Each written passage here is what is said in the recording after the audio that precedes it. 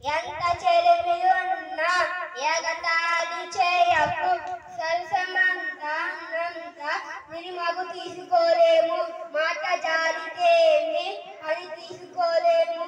తెలిసి మెలుగుమయ్య తెలుగు బిడ్డ.